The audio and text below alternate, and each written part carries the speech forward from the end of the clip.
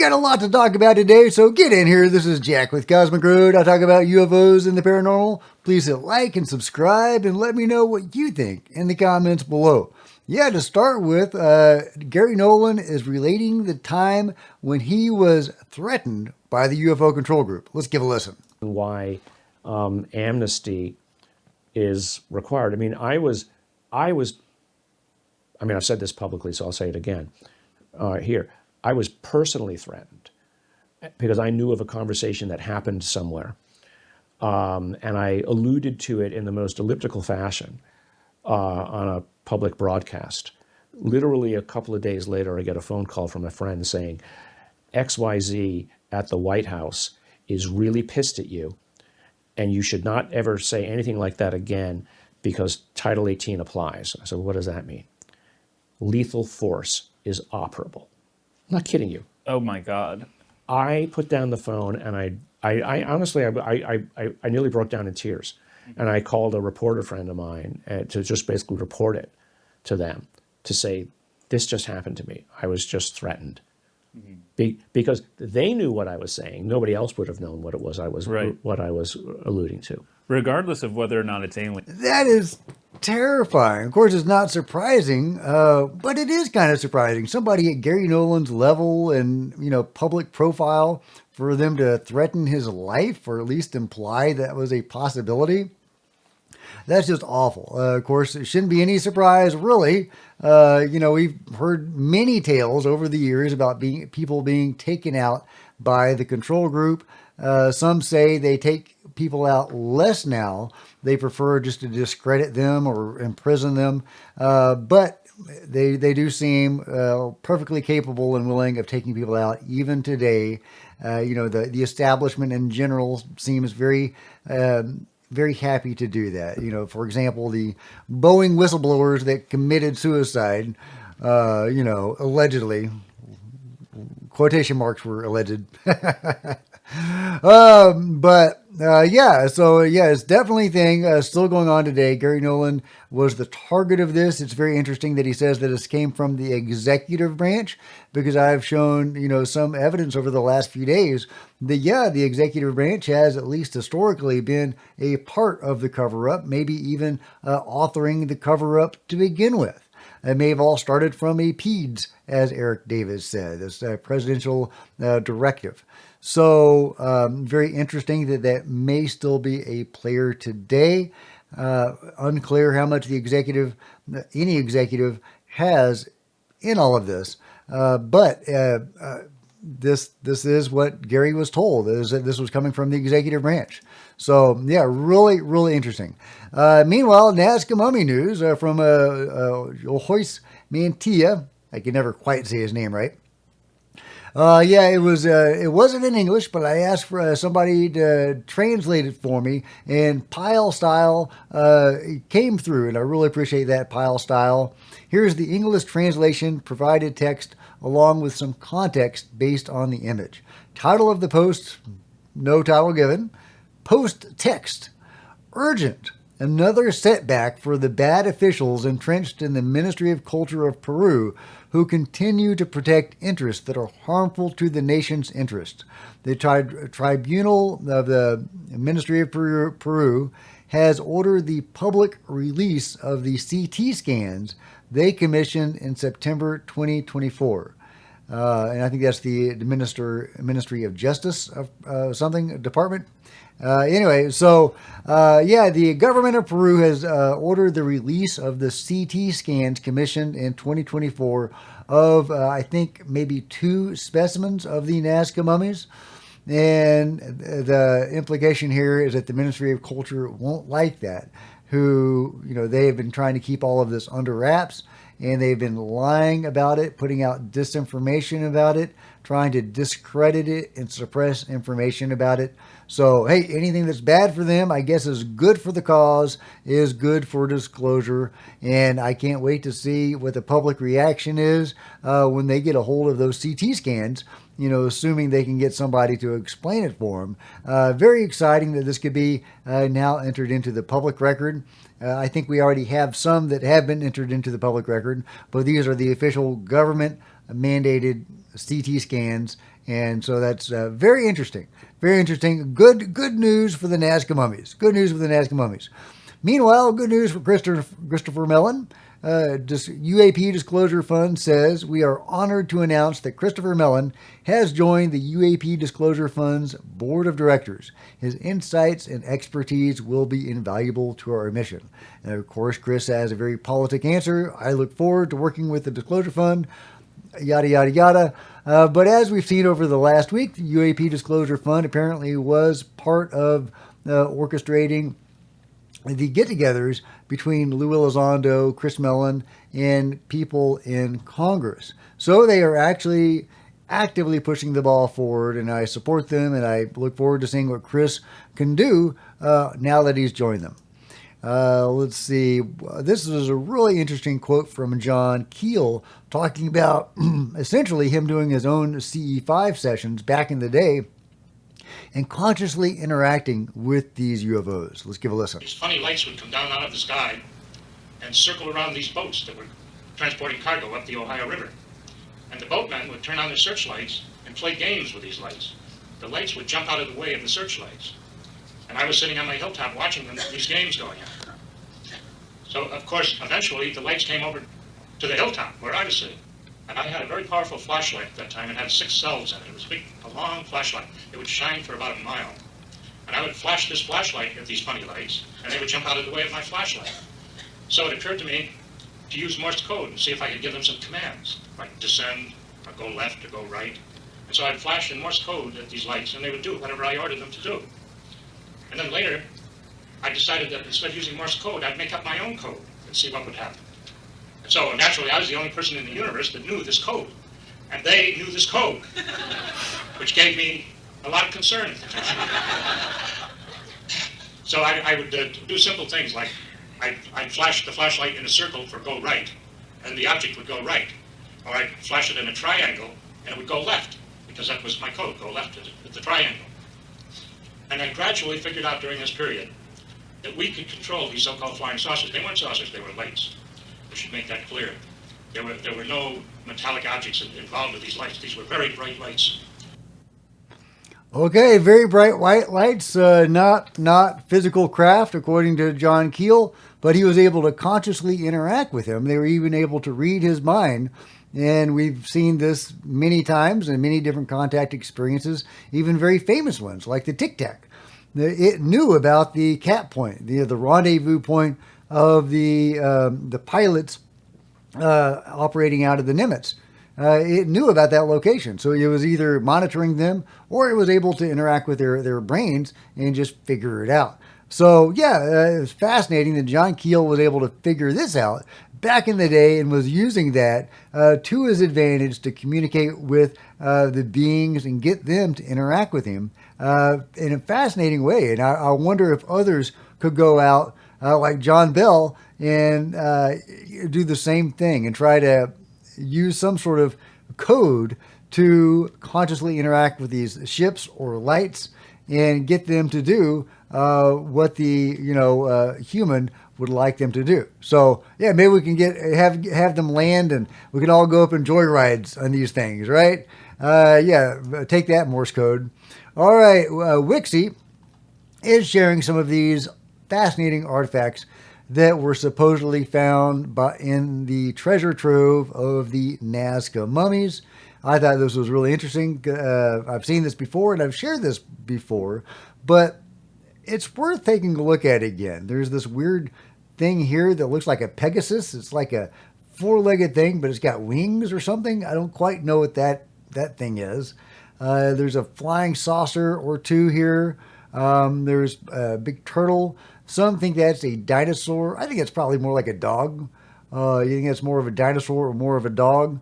But what is really intriguing is the depictions of elongated skull aliens, and this guy right here who is a spitting image for one of the one of the Virginia beings from James Fox's documentary A Moment of Contact, which delves into that really interesting event in Virginia where the UFO crashed and these two beings were wandering around, ultimately dying and being taken into custody, and the bodies and craft retrieved by the U.S., but not before being in proximity to one of these beings caused the death of one of the Brazilians. But this is what they look like. They look exactly like this. So I think we need to try to figure out if we can understand the connection between the Virginia beings and the Nazca beings. Obviously, Virginia, not that far away in the grand scheme of things from Nazca. Also, yeah, there's the pyramids and things found in that treasure trove as well, supposedly. But yeah, if the Virginia beings did have some sort of interaction with the Nazca beings, and the Virginia beings had access to ships, does that mean the Nazca beings had access to ships as well? What do you think it all means, guys? Let me know your theories in the comments below. Meanwhile, this isn't strictly UFO related, but it could very well end up being related in, again, the broader scheme of things. We're talking about the CIA holding secrets and how to get secrets out of the CIA. I'm sure the CIA has a lot of UFO secrets going back since its inception, if not before. So, yeah, the OSS, they knew some stuff. Okay, but here is, what's his name? Jefferson Morley. Okay, he says he has a CIA whistleblower willing to come forward with some JFK stuff, but only if his conditions are met. Mr. Morley, you actually had written an article specifically addressing a whistleblower that had reports at the CIA, potentially showing information that Oswald was in Mexico City. Can you speak more to that? I was approached a few years ago by a man who had worked inside the CIA, had a very high security clearance. And in 2018, he came to me and said he was concerned that there was a JFK assassination document that he had read while he was working at the CIA, and he was afraid that it would never become public.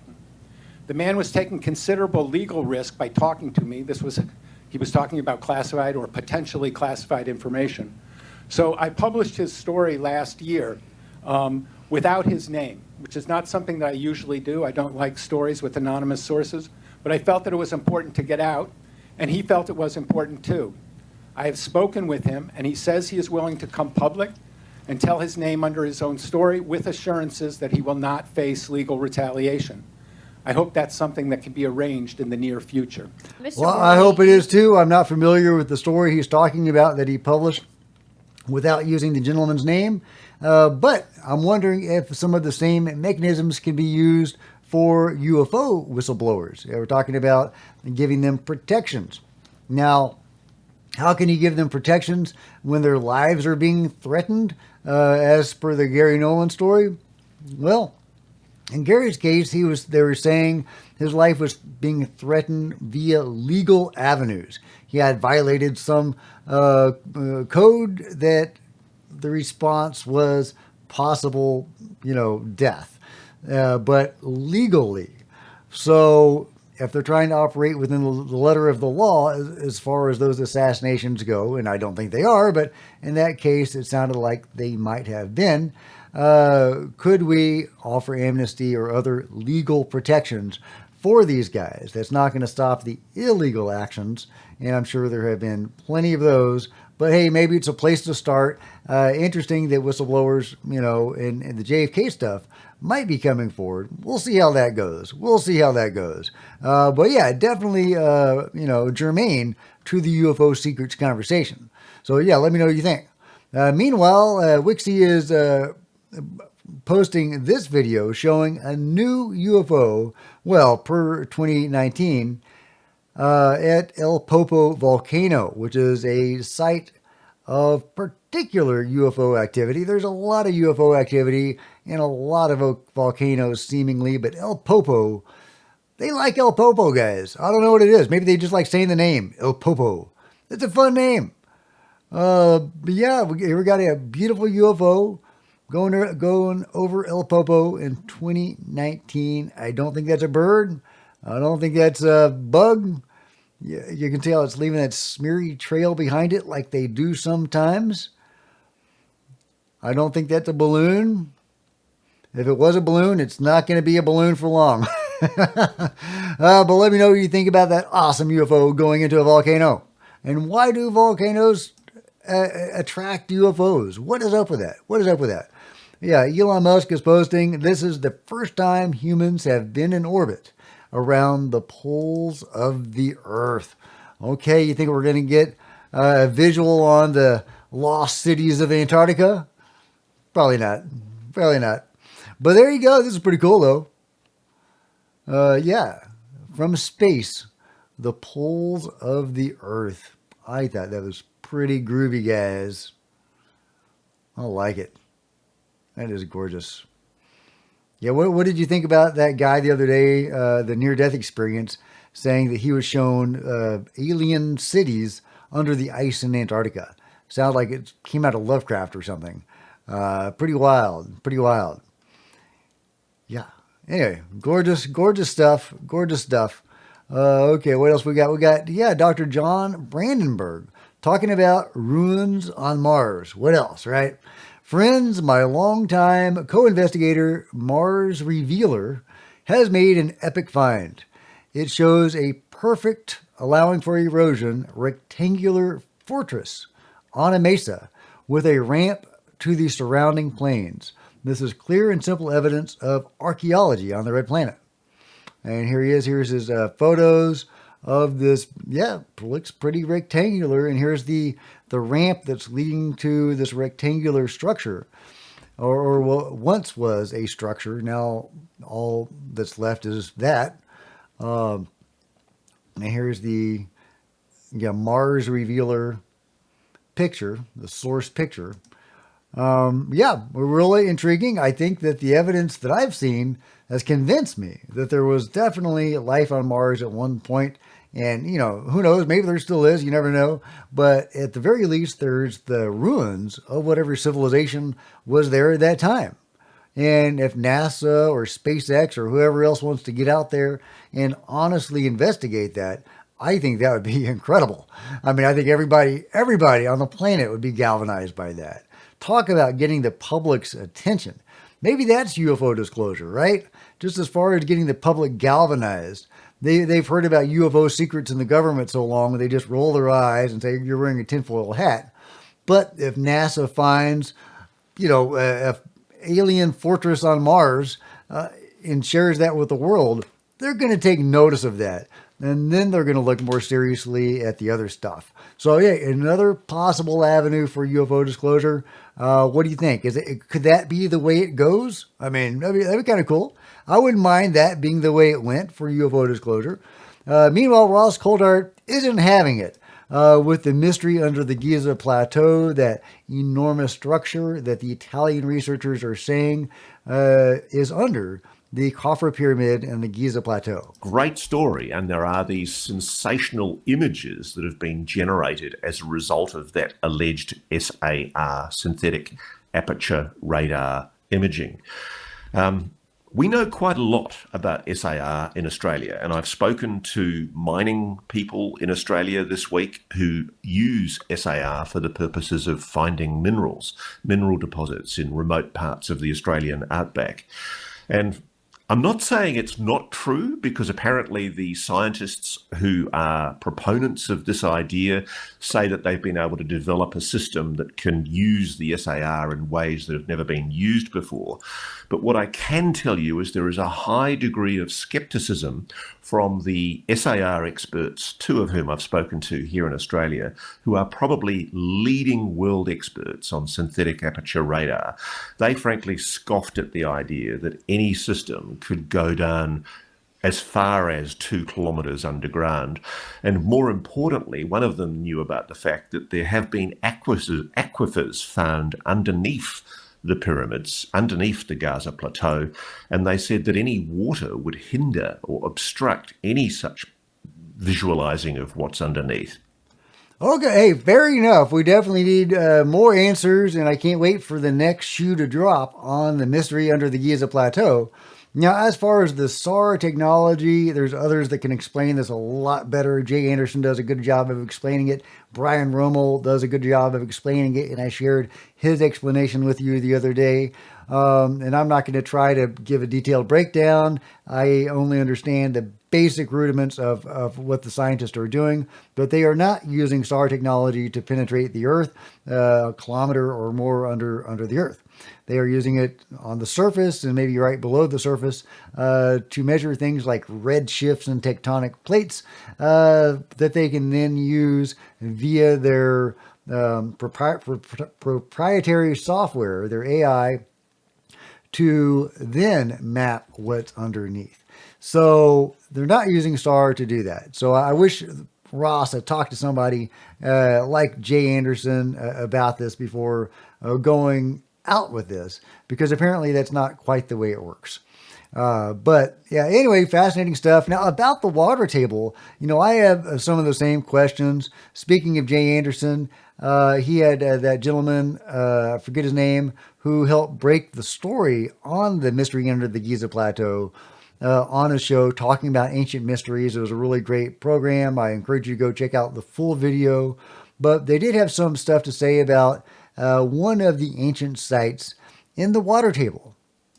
Older structure that's right next to it, which is the Assyrian, or at least I would, place a pretty large bet on it being significantly older than the temple that's been built adjacent to it. And this is not to distract from the Giza plateau, but just to quickly touch on this place. Like, I'm amazed by the fact that it's connected down into the water table, so you literally you can't drain it. It's continuously filling up with water, and there's all these hidden shafts. These all seem to be indicating a deep network of subterranean infrastructure and engineering. Is this the dynastic Egyptians, in your opinion? That's a great point. That no, I think you're right. It's not the dynastic. The Assyrian is, and it's also like whatever 20 meters lower than Abydos. They didn't even potentially know that it was there. Some people think when they started building that temple. Yeah, anyway, so there you go. Ancient structures, possibly Atlantean or whatever, that go deep under the ground, not a kilometer underground, admittedly, but below the water table. I thought that was really interesting. So if the Giza anomaly, whatever we're going to call it, does go below the water table, there is a precedent in our understanding of ancient architecture and archaeology that indicates, that they can indeed do that. Now, as for SAR mapping that, again, it's not SAR, it's, their AI mapping software. Now, I'm not saying their Italian researchers are right about this kilometer deep structure under the Khafra pyramid, but they might be. We need independent analysts to go over the data and see for themselves. It'd be so cool if it were true. I really want it to be true, but if it's not, it's not. There's still plenty of other awesome mysteries in Egypt for us to think about and to have fun with. But I do want to know if that thing is true, because if that thing is true, smoking gun for Atlantis, guys. So we need more eyes on that thing. Meanwhile, Scott Waring, if you don't know, is the runs the UFO Sightings Daily site. And he says, breaking news, new video, UFO Armada over Denver, Colorado, March 2025, UAP drone sighting news. Guy struggles to drive and record the UFOs as he comes home from work. And he gives a link to the video. Can we see the video? Well, Norton's not happy about that. Okay, sorry, computer. I may have gotten a virus. So, okay. I'm not going to say anything else about that. But there you go. There is a picture captured by somebody apparently driving down the road, seeing a fleet of UFOs over Denver, Colorado. Where the weed is legal, the aliens go, guys. Love it. Good sighting. Speaking of mysteries of the ancient world, I've talked about this before, but this is really intriguing, especially in light of our new information about egg-shaped UFOs. Did a little being that came out of an egg build this pyramid? The Pyramid of the Magician has this unusual oval elliptical shape, and It was said to be built by a dwarf overnight in a single night with the help of his mother, who is a sorceress with supernatural powers, probably with the help of the Alush or Lucius, which are elemental trickster energies, if you will, for the Maya. The dwarf was said to be born from an egg, which is probably symbolic of some sort of cosmological archetype, always the egg, associated with birth, regeneration, and more, if you think of like the Gnostic egg and so forth. Anyway, it's an unusual pyramid in the sense that it takes this more feminine, rounded shape. Excavations inside revealed what was known as the Queen of Uxmal, which actually turned out to be a man, as a giant serpent inside. This is the Pyramid of the Magician. Okay, there you go, guys. Fascinating pyramid, South America.